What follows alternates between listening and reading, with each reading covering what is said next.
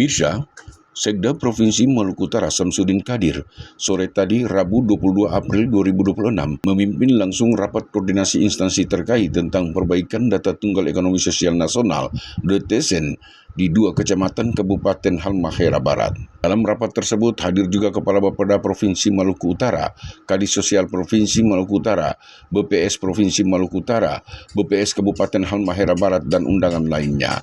Lanjut Sekda bahwa perbaikan data sangat penting karena dengan data lah kita dapat mendistribusikan bantuan tepat sasaran. Melaksanakan rapat antara Pemprov diwakili oleh Kepala Dinas Sosial, Kepala Dinas Kominfo dan Bapeda dan BMD, dan juga dengan BPS dan Pemda Albar, diwakili oleh Kepala Bapeda dan yang mewakili Kepala BPKD.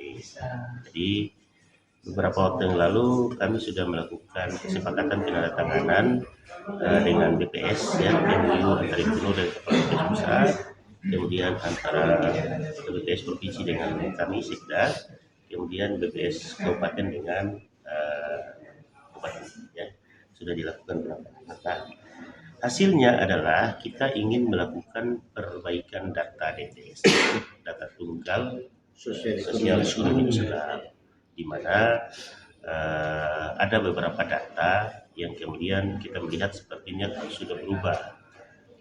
Mungkin orang dulu dia susah, tapi kemudian sekarang dia sudah terjadi perusahaan, harusnya dia sudah keluar dari desil yang di bawah. Kemudian mungkin dulu dia kerja, tapi sudah pecat, contoh saya gitu ya. Maka data itu dia dinamis, selalu berubah. Kalau kita membiarkan cukup lama, maka akan ada menyebabkan data yang sudah tidak valid. Sehingga kita perlu perbaiki. Karena kenapa kita harus perbaiki? Karena Gubernur kan banyak punya program-program untuk membantu orang yang kurang mampu, seperti ada biasiswa. Sementara di tempat yang sama saat ditemui Kadis Sosial Provinsi Maluku Utara Zen Kasim mengatakan bahwa ada 8.000 lebih data yang harus diperbaiki, sementara data valid hanya 1.000 lebih.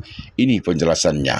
Jadi tadi dalam rapat yang dipaparkan BPS, kita dari jumlah 18.000 sekian kepala keluarga di Albar, yang hasil penelitian itu sekitar 10.000 lebih, dan data valid itu sekitar 1.000 lebih, dan ada 8.000 lebih yang anomali, data yang perlu diperbaiki. Oleh karena itu, tadi penekanan dalam rapat, poinnya bagaimana kita menyelesaikan kewajiban, hak, dan kewajiban sehingga para petugas lapangan dapat memperbaiki segera data yang anomali itu.